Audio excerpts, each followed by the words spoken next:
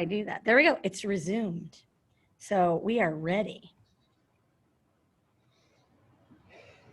So everyone who's here, I want to welcome you to 7th grade and welcome to our virtual back to school night. We're going to kind of talk about some general 7th grade and Gibouche things first, and then each of us is going to take a turn kind of diving into our curriculum, and fingers crossed, if I don't talk too long, we'll have some time at the end for Q&A. If any of your questions don't get answered tonight, you can always email me, Heather Siegel, or your child's advisor for any follow-up questions that we don't cover this evening. So I think we're going to start with just everybody introducing themselves so that you know who you're talking to and who you're getting your emails from, and then we'll move forward. Awesome. I'm Mr. Becker for Performing Arts and Rotation, which we will explain what that means a little bit later on. Hi, I'm Yair Bernstein. I teach your studies in Hebrew in 7th grade. Hi, I'm Eleanor Corey. I'm new this year, and I'm teaching 7th grade science. Hi, I'm Doug Davis, and I'm teaching 7th grade history, and Heather Siegel and I are also teaching the humanities skills class, which we will explain today. Hi, I'm Kate Gorski. I am the 7th grade learning specialist, and this year I'm also providing math support. Hi everyone, I'm Amy Heller. I'm new to Bernardsell as well. I teach 6th, 7th, and 8th grade math. Hi, I'm Lauren Ludwig. I taught math last year. I will be teaching math this year, and I also have one section of 7th grade science. And I'm Heather Siegel. I teach reading, writing workshop, which this year will be one class altogether. And again, with Doug and Kate, we are also doing that humanities rotation, which we'll talk a little bit more about tonight. Doug, next slide, please. Oops, that's the wrong one. There we go.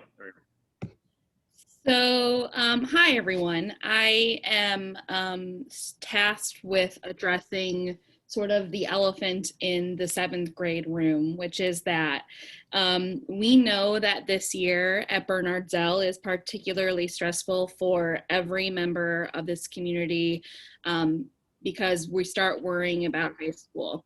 And our goal as the 7th grade team is to not add to that stress. So our former teammate, Camille Dominguez, used to say to us that there's no such thing as a math emergency. And in that spirit, this team really strives to be calm, to help you and your children stay calm, and to not add to the stress that they might be feeling about this year. Now, that said, 2020 is a whole nother thing altogether. And so we want to also say that we are here for you, and we're just going to do our best to provide a safe and comfortable place for your students to enjoy and learn as 7th graders. And so with that, I am going to turn it over to Yair, who is going to talk about the best way to communicate with the 7th grade team. Thank you, Kate. Hi, everyone. So communication is really key. We believe in polite and open communication. So we are all here to support the kids and help them through the year. So it is essential that we communicate. And something that you should know about this year is that we have, just because of schedule constraints and how this year is structured, we have much less time for planning and to read emails. So when you do email us, and please do, it might take us longer than usual to respond to that email. Like I said, the best way to reach out to us is in an email. If it is class specific, just reach out to that teacher and also CC your advisor. If it's a more general thing, the advisor is the best way to take care of it. If it is time sensitive, there are other ways to reach the school. Like I said, it would be hard for us to respond to emails that are time sensitive in a timely fashion. So you can email Stephanie, the head of middle school, or just call the front desk if it is something time sensitive. That being said, we really encourage the kids to advocate for themselves. So whenever you think it is something that the kid should or can handle, please let them do it. And again, CCU, so we know that you know about the issue, the advisors, so they know about the issue, and to try and let them handle it. That is what I have to say about communication. And I'm going to talk about homework. And every year, some people think there's too much homework, and some people think there's too little homework. And the message here is if you feel like your child is struggling at home and just overburdened with homework, lots of times that's, you know, an efficiency issue and how they're working. And that's something we want to work through, because 7th grade is the age to begin to develop these skills that will be useful in high school in terms of handling workload. So if it feels like it's too much homework, please reach out to the advisor, please reach out to the teacher, and we can talk about how much we think that the student should be spending on homework. If you think it's too little homework, that might just be that someone is spending not enough time on homework, not so much too little homework. It's also not our intention to overburden kids so that they're spending, you know, 12 hours a night doing homework. The rule we tell the kids is you can expect between, you know, an hour, maybe an hour and a half per night total. And some nights will be heavier and some nights will be lighter. But we want to, you know, realize that each kid is unique, and we want to work together with you and them to kind of find a balance, but also, most importantly, to develop those study skills and those planning skills, and that's what we're here for. So if you have questions about homework, again, reach out to the advisor, reach out to the teacher and the advisor, and we can address those.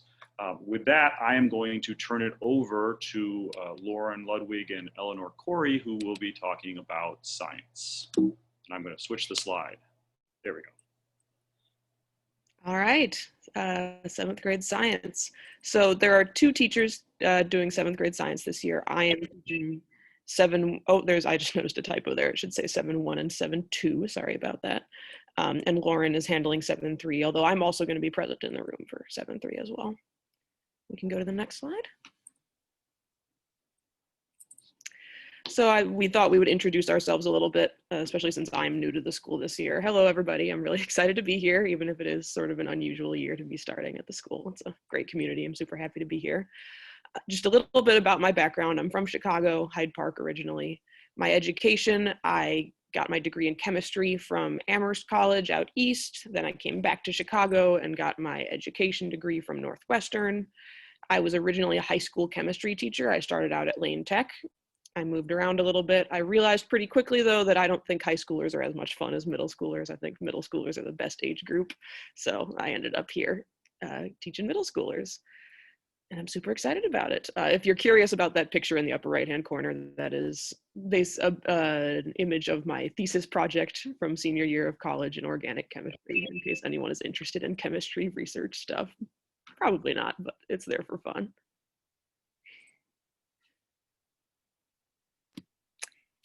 Hello, everyone. So I am Lauren Ludwig. I grew up in Bourbonnais, Illinois. This is my lovely family. And the next picture is my lovely dog. If you have some kiddos that I taught last year, then you're probably going to hear me talk about Hugo a lot, or you might hear the word Hugo around because I talk about him constantly, and he'll pop up in a lot of our... Describe him as lovely, by the way. Never heard you describe him as lovely. He's a lovely monster. He's adorable when he wants to be, and he is feisty when he wants to be. You know, kind of like a middle schooler. It's fantastic. So if you hear Hugo, that's the lovely monster that I'm referring to. I studied at Illinois State University and was able to study abroad as well. I was able to teach, doing my student teaching in England. So that's me soaking wet from the rain because it's London and it rains a lot.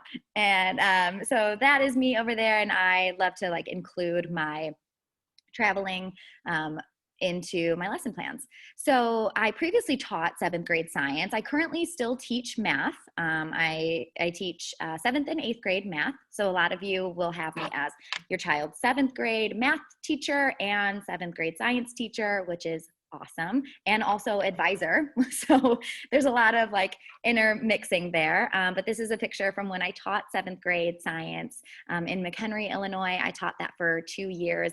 And then the next picture is when we dissected. So I'm really hoping that we get to dissection this year too, because it's super, super fun. So next slide, we're going to go into what we're doing in science at Bernard Zell for 7th grade. So we start with chemistry. We break it up into 2 larger units. We start with chemistry, and our next one is biology. So our overarching chemistry unit has some subtopics. The first one we're going to look at is atomic structure. We're going to then move into matter, chemical, physical properties, reactions, and then our forensics unit, which is really, really fun. It's one of the kids' favorite units to work on because a member of Bernard Zell or a teacher dies under mysterious circumstances, and the students are tasked with solving the murder and looking at evidence and looking and investigating and going through interviews even of other teachers. It's a lot of fun, and all the kids end up absolutely loving this unit. So we'll get to that towards the middle of the year, hopefully.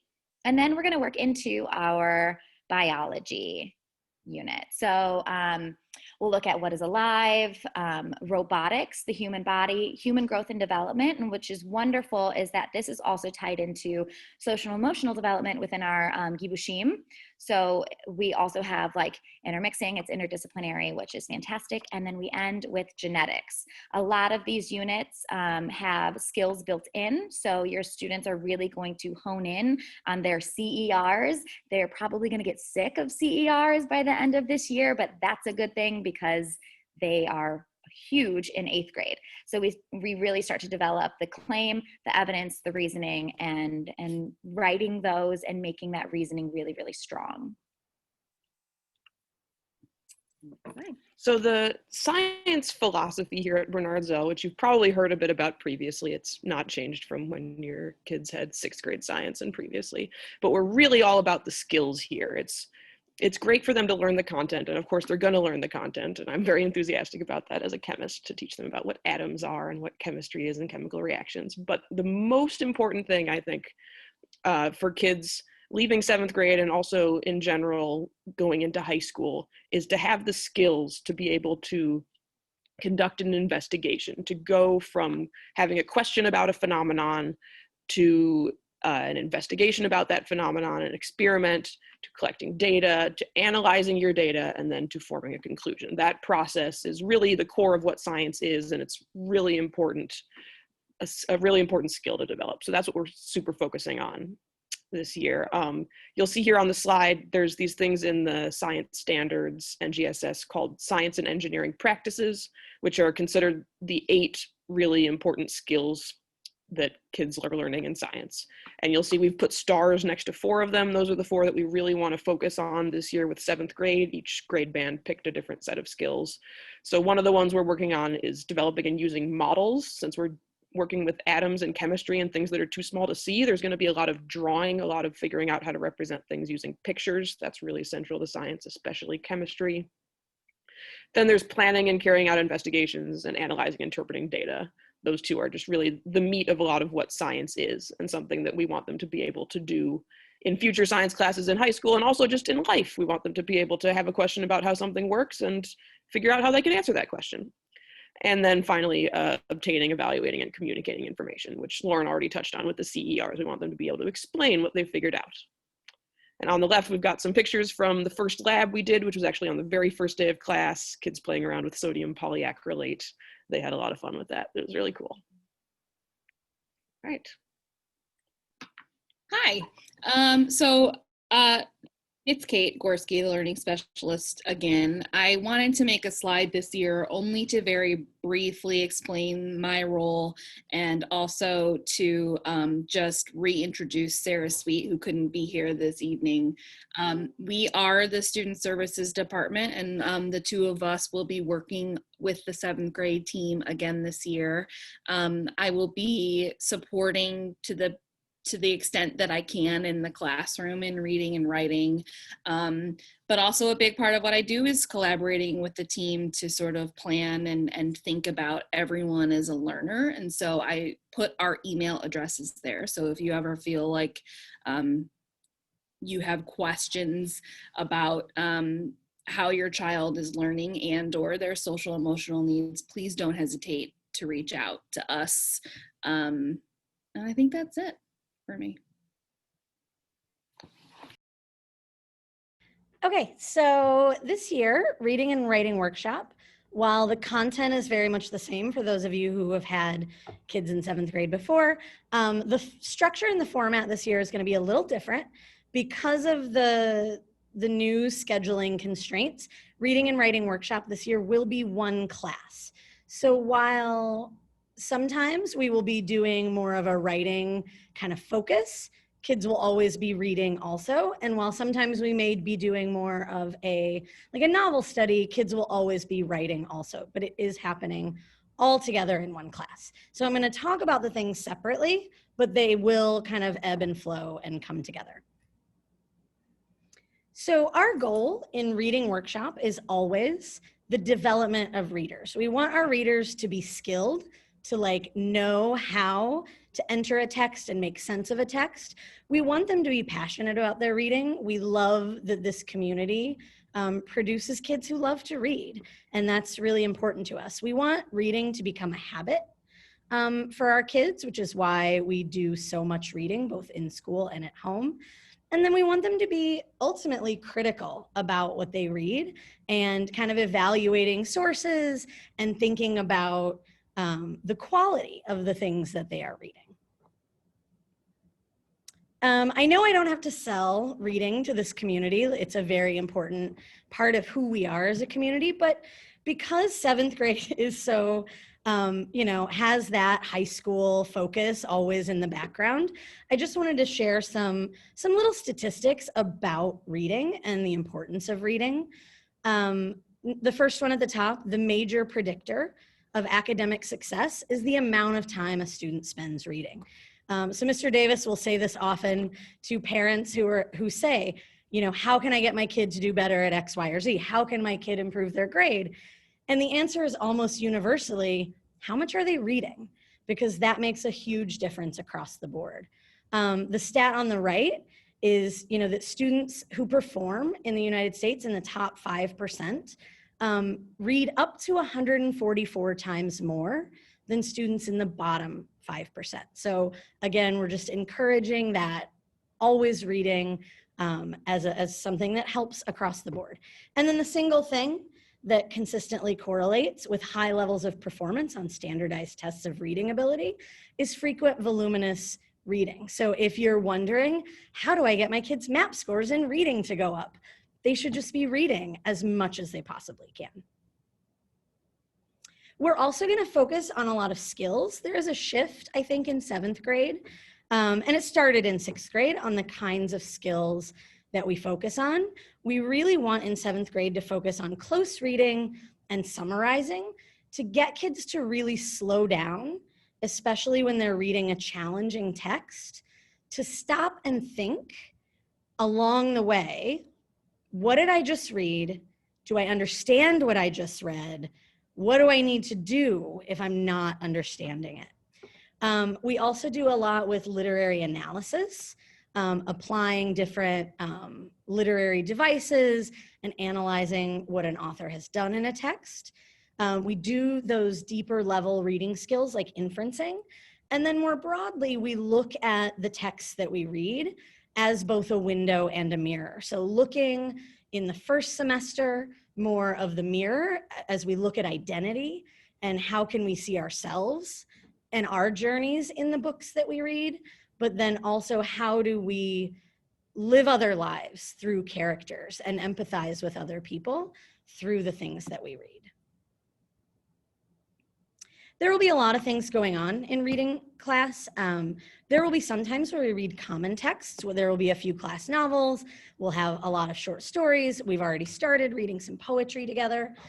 We do a lot of reading discussions and a lot of writing about reading. Independent reading is a lot. We will be doing it in reading workshop. We will be doing it in our humanities skills class, which we're going to talk about in a second. And we'll be doing it at home. The standard homework in 7th grade is 30 minutes of independent reading each weekday night. Do not yell at your children if they haven't been doing this yet. We're still picking out books, so you should see that showing up in assignment notebooks, probably the end of next week or the beginning of that following week.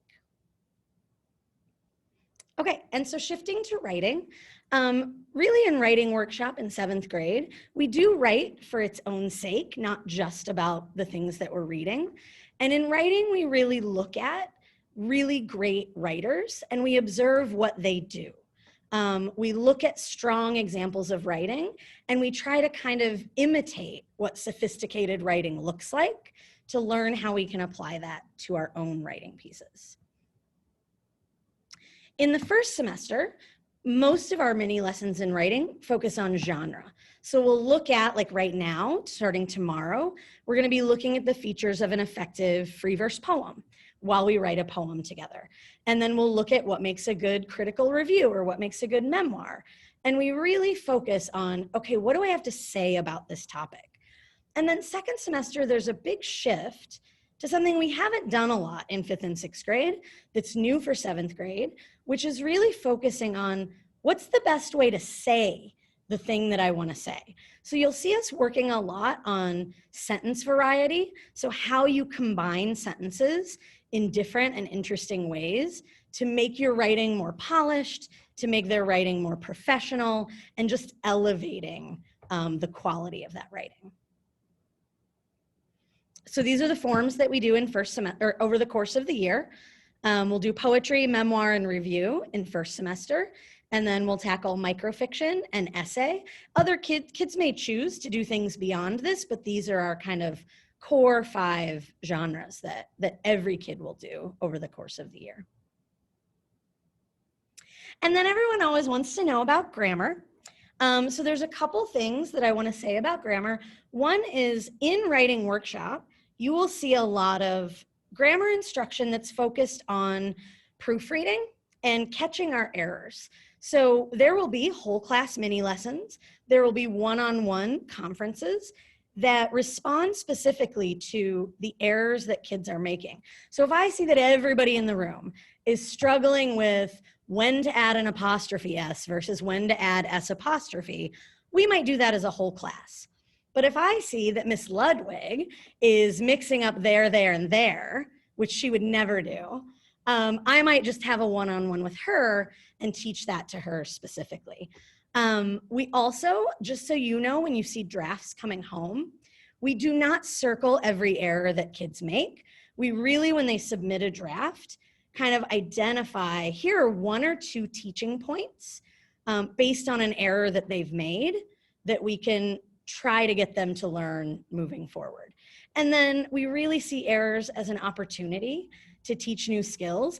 I know it's hard as parents to let your child turn in a paper that you know has errors in it. But I need for you to do that. Because if I don't see what they don't know how to do, I don't know what I need to teach them next. So if they're turning in perfect error-free papers all the time, I'm gonna be like, oh, my work here is done. I don't have to teach them anything. So we have to let them make mistakes so that we can show them their next steps and how they can grow.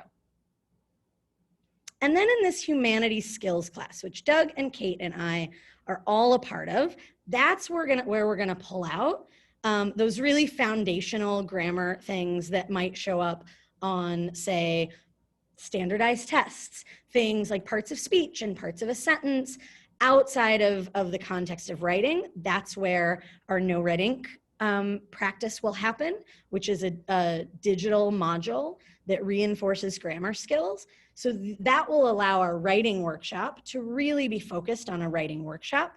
And these skills will exist in that other humanities skills class, kind of all by itself. That's the more foundational practice. So that humanities skills class also is where our vocab will be. We do the word within the word, which is a study of Greek and Latin roots mostly, where kids will have a lot of practice interacting. I think last year's kids ended up learning something like a few hundred Greek and Latin roots by the end of the year. And then the geography component, since we've typically taught geography in history class, it's sort of its own separate unit that kind of is going on simultaneous to other things.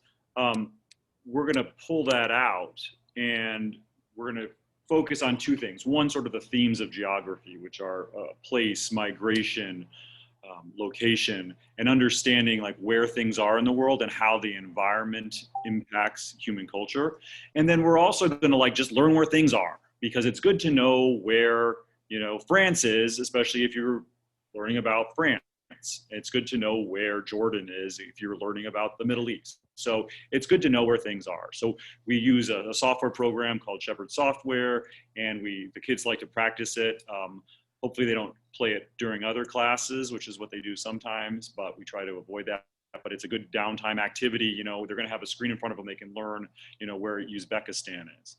And so that's what we do with geography. And then Article of the Week is a class, or is a unit that we've done, again, with reading and with history in the past. We're going to pull it into the humanities skills class. And this is where every week or every other week, we have kids read an article from a newspaper or a periodical, something that we try to make sort of contemporary. And we ask them to do a couple things. We ask them to annotate it. So it's good practice annotating. We ask them to give an objective summary of it. So we want to hear kids' thoughts about how they feel about it, but part of reading comprehension is understanding what they're reading. And so we want them to be able to identify the main idea and give us a summary of that. And then we also do want them to reflect on it, and we often choose things that might be controversial or that they might have strong opinions about. We've used cell phone articles about the dangers of cell phones before, about homework, things like that. So that's what the humanities skills class is going to look like. And I'm going to use that as a segue into 7th grade history. So I am teaching 7th grade history, which is primarily American history and American government. So because the election is coming up in November, we're starting off this year with looking at the structure and function of American government. This is that they know what we want them to know, what a Congress person is, what he or she does in the House of Representatives, what a senator does, what are the powers of the president, how is the president elected, what does the Supreme Court do, how does the federal court system work. So there's a lot of just sort of knowledge about our American system of government. Then we'll look specifically, we then sort of shift into looking at the Bill of Rights and the rights we have as Americans, and that's always fun because we can look at some specific court cases and think about what rights we have. After we've sort of looked at American government, then we switched to like a chronological study of American history, and really interested in just knowing sort of the history, or some of the history, because we couldn't possibly do it all in 7th grade, of the United States. And so we start off with the migration of native peoples from Asia to the Americas. We look at European colonization, how Europeans and what drove them to come here. We look at American independence, sort of intertwined with all of that, because it starts with European colonization and goes through, obviously, independence into the Civil War. We look at slavery. And then we try to tie that, a lot of them, they had a civil rights movement in history last year. And so we see how the roots of the treatment of African Americans in this country began all the way back from the beginning of the United States. And then we usually get to the Civil War, and we don't really do like the battles of the Civil War, more like the causes of the Civil War, and particularly the territorial expansion of the United States, and how then slaveholders wanted to expand slavery into the territories, and how that led to the conflict with Lincoln getting elected and eventually the Civil War. So those are sort of the chronological time periods that we cover. We don't usually get into the 20th century. Sometimes we'll do some Cold War, World War I stuff as well if we have time, but we don't often get there. Intertwined with all of that is the sort of broader themes. And I've just listed a couple because we continually want to make connections between just sort of facts and thinking about these larger questions. And I'm not going to read those out to you. You can see them on the slide. But these are themes that we will repeatedly go over in class and see how, a particular court case might, navigate the tension between freedom and order in the United States, or how some ideals we've struggled to meet in our future, and what are those in our history, and what are those ideals. So those are the themes we cover.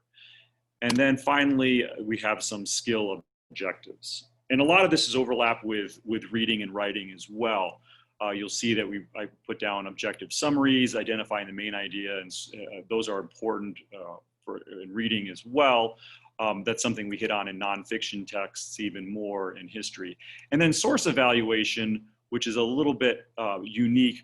Part of, I think, being a smart consumer of particularly history, but contemporary sources as well, is knowing where the information came from. So we will be looking at how to identify a source, how do I evaluate the context of what's being written, how do I evaluate whether or not this is a valid source, do they have a bias, what might that bias be? So we begin to do some of that. There is a fair amount of, I do like to give quizzes because I think that is something that they will see in high school, something they will see in college. And so we talk about, hey, we've just done a unit on the road to American independence. How do we prepare for a quiz on that material? How do we prepare for a test? And how do we use the notes that we've been taking in class, and we've already started taking notes? How do we use those to help us recall information? And then also we work on communication skills. How do I support my arguments, either my oral arguments or my written arguments with evidence? And how do I work with other people? Now, working with other people is going to be a little tricky this year because we're not going to be doing as much in class because we want to keep them separated from one another. This is actually a classroom, if you want to see. This is what the classroom looks like. So they're not sitting real close to each other. It's hard to have people collaborating in that. But we can still do things online. We're going to try something tomorrow with breakout rooms in class. So finally, I just wanted to leave with this quote, which is sort of my justification, I guess, for a lot of content knowledge. And this is from Diane Ravitch. She says, one cannot think critically without quite a lot of knowledge to think about. Thinking critically involves comparing and contrasting and synthesizing what one has learned, and a great deal of knowledge is necessary before one can begin to reflect on its meaning and look for alternative explanations. So one of the things that I try to do in history classes is begin to develop that knowledge of their world, of geography, and also American history and government, and so that they can then make informed decisions as they begin to get older. So that's enough of me talking. I'm going to turn it over to Mr. Bernstein. Hi, thank you. And thank you, Mr. Davis, for sharing your classroom. What is that picture behind you? That is actually I can really see it. Picture of George III with my face superimposed on it. Okay. That was a gift 1 year. Thank you. So Hebrew and Jewish studies, this year it's going to be together, and I'm going to talk about that in just a few minutes. I'm going to start with Hebrew. So you can move to the next slide and then to the next slide. Because now I realize what Heather Siegel said before. So my goal is really to improve their conversational skills. I want the students to be able to express themselves in Hebrew. Hebrew is a connector between Jews all around the world. And I believe that the students will benefit from conversational Hebrew. We use reading and writing as part of the process, but at the end of the day, I want the students to feel comfortable around Hebrew. Even if they don't understand every word, I don't want it to be foreign for them, and I want to be able to get around. Next slide, please. So how? So there are two hows here. The first how is, how do you do it when it's the same block of time? So it really is just the same block of time, but each one of them is divided. We're gonna have two different, I guess, classes. There are two ways to do it, and I'm going to experiment with both of them. One is having 15 to 20 minutes of Hebrew at the beginning of every class and then transitioning to Jewish studies, and the other is choosing 1 or 2 classes a week that are going to be Hebrew, and then the rest is going to be Jewish studies. I'm going to start with having Hebrew every day because I really think that it's important to have a repetitive kind of learning for a language, and it's important that they'll have it every day. But if it's not going to work, I'm going to change. I'm going to change it, and we'll see how the students respond to it. And also, 55 minutes for just a language class is really a lot, especially at that age. The second how, thank you, is I'm gonna use different methods to help them improve their conversational skills. The main thing is going to be Ulpan Or, which you've heard in the past and you've seen it, and it's been very successful. It's also really good at this environment that we have now, which I have a few different levels of Hebrew in the same class, and Ulpan Or really caters to different levels, and it meets the student at the level that they are and elevates them from there. We will also have student presentations, some short stories, some discussions in class. Hopefully I'll be able to bring some Israeli music, but we were told we're not allowed to sing in class, so we'll have to be creative about how we do that. Next, so Jewish studies. Why? Why do we even talk about Jewish history? And that is in the next slide, Mr. Davis. And I'll talk about the Torah portion Kitavo, which is actually this past Saturday. So Rabbi Jonathan Sachs talks about the importance of teaching Jewish history. And in a short sentence, he summarizes this whole idea. He says, we are what we remember. A huge part of our identity is has to do with where we come from, with our history, with our background. In this Jewish history course, I will help the students explore ancient Jewish history. We'll explore the narrative of the Jews that consists of historical truths, myths, ideas, stories, and much more, and hope to give them another piece of the puzzle that is their identity. Rabbi Jonathan Sachs concludes this talk by saying, those who tell the story of their past have already began to build their children's future. And that is what I'm hoping to do this year with your kids, help them really build their future. Now, how far in the past we go, that is, I think, the next slide. No, we'll go first for the goals. So the goals, before we go, how far we go. So the goals are you'll see that they're very focused on skills, just like many of the other things we've heard. And in Jewish studies, you have a little bit of each one of them. So we have the reading piece, we have the skills in writing, CERs, we have analyzing tests, thinking critically. We're going to do all these things. So what do we cover? We cover a long period of time, and I'm going to try to do it in 1 year. It's got about 1,500 years of history. We start with the story of the people of Israel as they're going into the land and become a nation. So they were scattered people in the desert and become a nation. We talk about the struggles of becoming a community, maintaining a community life, the struggles of moving into a new place. And we conclude the course with creation of new Judaism, which is really what they know and we know, which is very different from the Judaism that was before. It's a Judaism that is connected to a book and not to a space anymore. It's more about learning, continually growing and changing what Judaism is to fit each generation's needs, which is very different than what it was in the past. Although we move in a chronological order, we arrange the information by themes. So we identified these themes a few years ago as central to the teaching throughout the middle school in all the Jewish studies classes.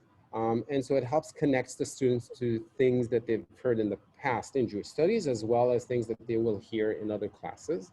and will help them deepen their understanding in that theme. So for example, they will talk about leadership in 5th grade with a specific text and a certain angle about leadership. And then they will hear that same word again in 6th grade. It will be in a different text from a different angle, and will give them a different understanding, a deeper understanding of what leadership means. And we will do that with each one of these things. And next, I think is, yeah, Mr. Becker.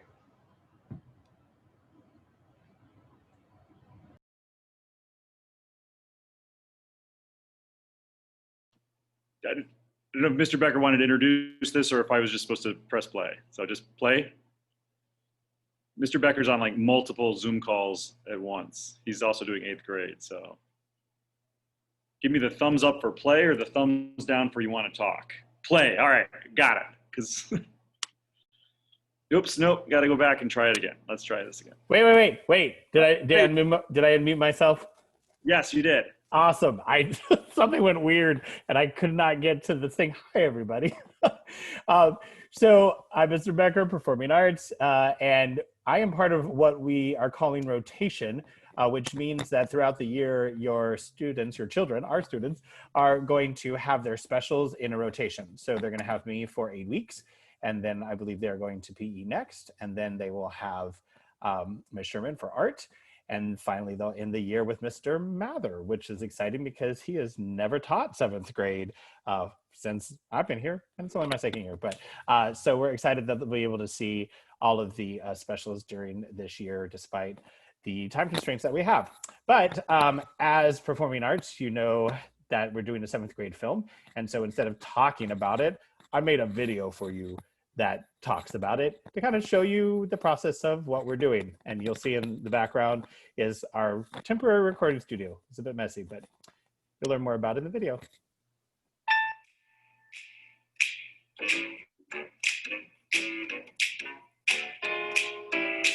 Hello, 7th grade families. By now, you should have received an email from me that explains the process of our 7th grade film this year. And we've already started, and hopefully you've heard things from your children in terms of some plot elements and where things are headed. The big thing that I wanted to let you know during this back to school night is I'm currently in front of a green screen, and the green screen allows us to make our film go to whatever location we want. So I can make it like this, or I can make it like this.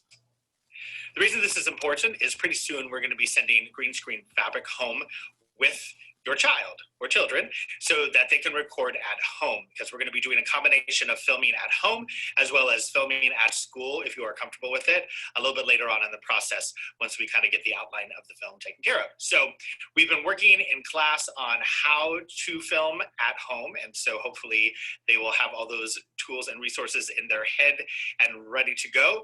So just warning you, they may be coming and asking for some lamps to help their lighting get better. They'll need a wall to put their fabric on without any seams. The one behind me actually has some creases, which is not good. So we're going to fix that by getting some pulls and such. But you can be creative how you put it up in your home. You can use tape as long as it doesn't damage your walls, or whatever you see fit in order to create kind of a nice, smooth background that they can be in front of as they're doing their interviews for their characters. So we'll have more information on that later, but just wanted to let you know that was coming on this back to school night. And we are looking forward to seeing what the final product ends up being, because this is very much kind of an improvised / scripted process, very similar to shows like The Office in terms of its style. And then in terms of how we're doing it, it's very similar to Best in Show, Waiting for Guffman, that group of actors who has worked together for years and always comes into a project with an idea for characters and kind of where the script is headed, but then they pretty much improvise and create things as they go. So that's our process. I think we have a really fun story that we're working with, and I'm excited to see how it all comes together and to include you as part of that process. So thank you so much for that, and I'll be in touch via email because you know I love emails. Bye.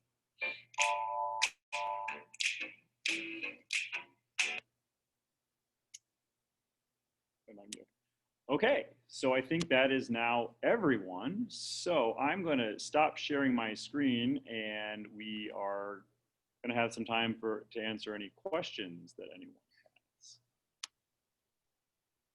I think we'll just do it the way we tell your kids, is if you have a question, you could just unmute yourself and ask that question. and then we'll all talk over each other as we try to answer. Mr. Davis, I think Miss Heller wanted to say something really quick about math before we started asking. Oh, I'm sorry, Ms. Heller. You're good. It was a last minute addition, kind of explaining why we didn't touch on math this evening. So in your emails or on BZ Connect, you should have a video from your child's math teacher. There's obviously a lot of us on a lot of different teams teaching a lot of different levels at the same time. So we didn't want to overwhelm you with information that may or may not be relevant to your student. So please check your emails for a video from your math teacher specific to your kids. And now we can turn it over to you guys for questions. We have about, to give or take, 10 minutes for questions. So kind of like we do with the kids, just unmute yourself, try your best not to talk over each other, and we will as well. Hi, this is Alyssa Gitlow. I'm wondering if someone could please speak to how the writing assessment that our kids were asked to complete, how that's going to be used, and if that information gets shared across the entire grade, all of the teachers. Yeah, I can speak to that a little bit. We've started looking at those assessments already. Each advisor got the writing assessments for their advisees, and we started looking at those during in-service. Because this year, the time that we all have to meet and plan things together is a lot more limited, since we don't have that time during the school day. We will continue looking at those on those Wednesday afternoons. When we have early dismissal, there will be time for advisory meetings. And so during the next few of those, we will have scheduled time to continue to evaluate those. They aren't really doing anything other than informing our instruction. So we're looking at them as benchmarks for what I should focus on in writing workshop this year, what Mr. Davis and probably Mr. Bernstein can focus on in their writing assignments. So they're just giving us a benchmark at the beginning of the year for where kids are coming in at.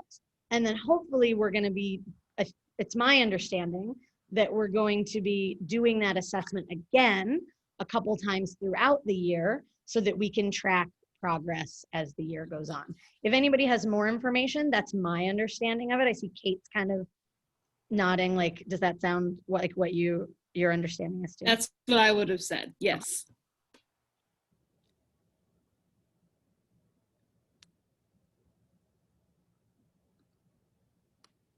Anyone else have questions?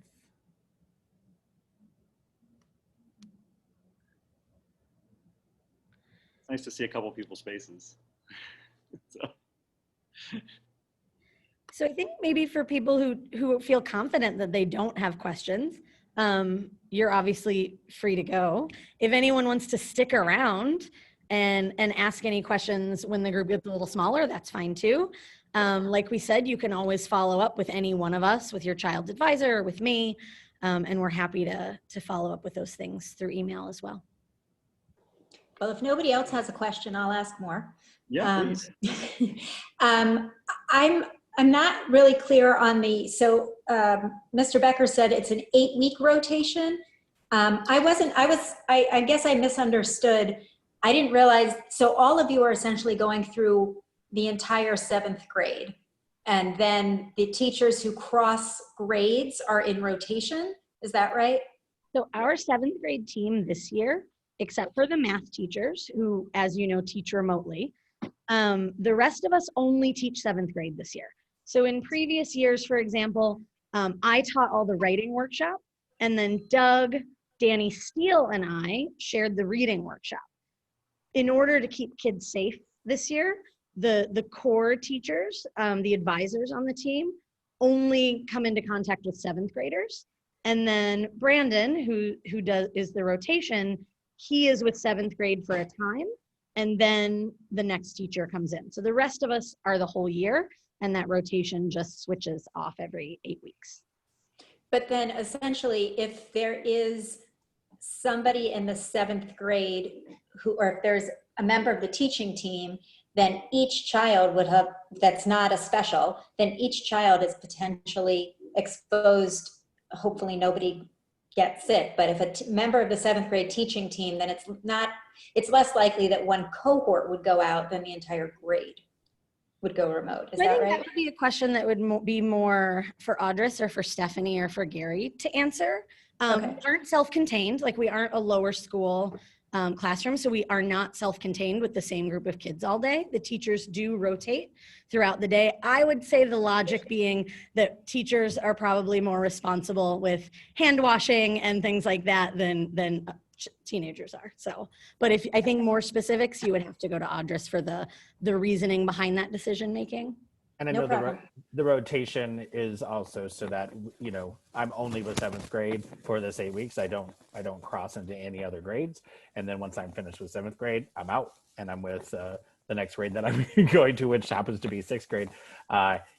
You know, and they discuss the time lag between them and eventually settle that this process kind of naturally falls within breaks that work.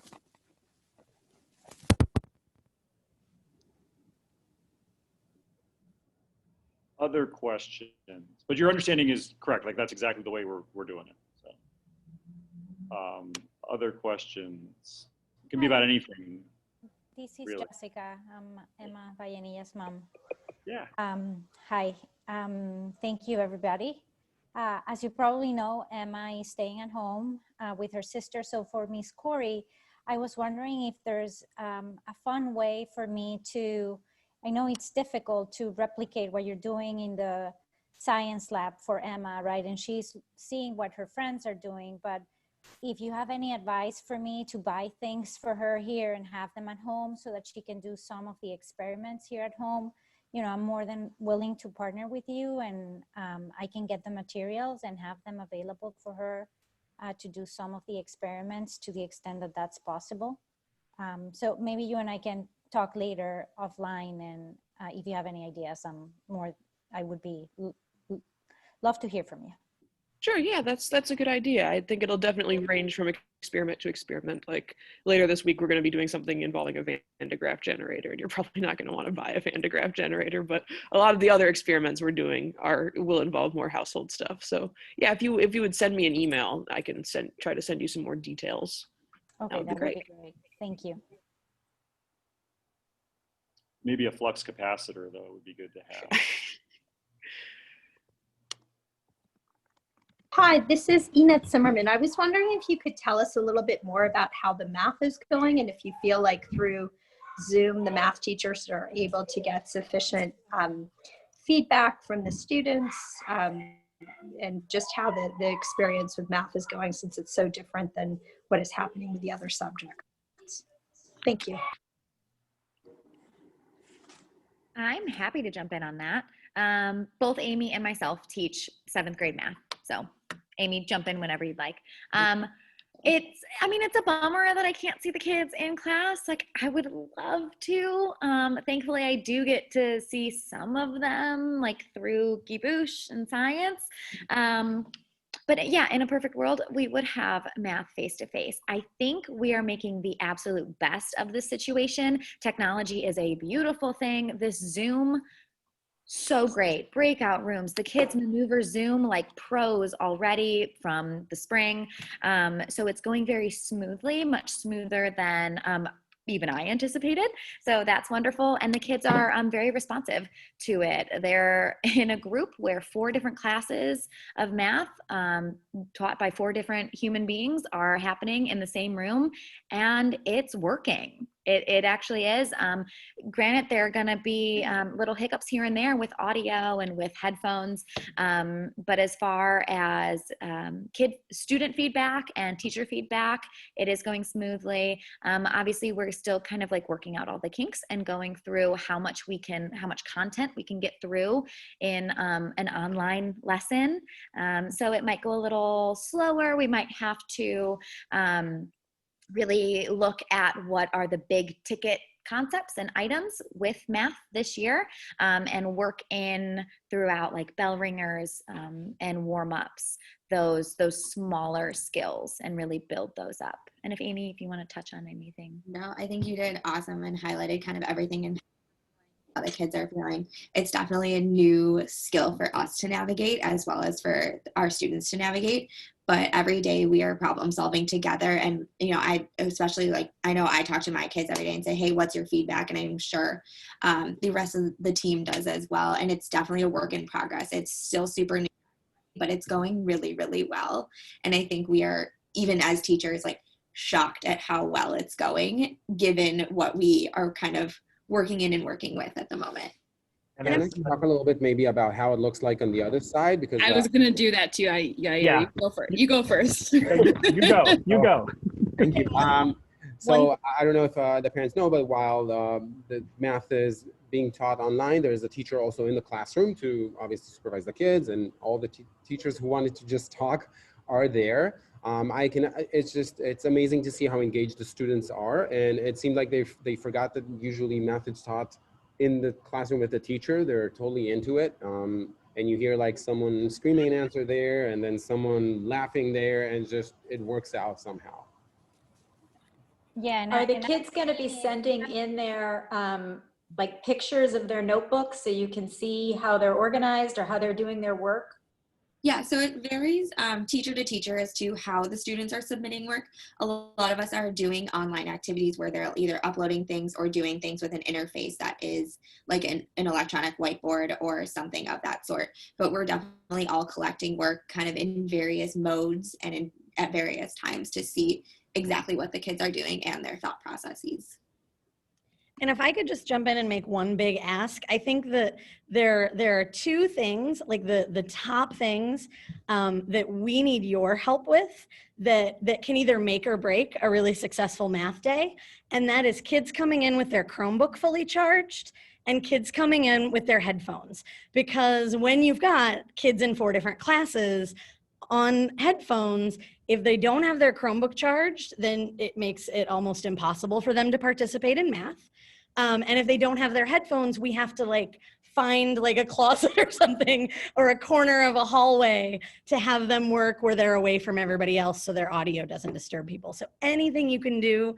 We've been having kids set reminders on their phones to charge things at night and make sure the headphones are in their backpack. That would be super helpful.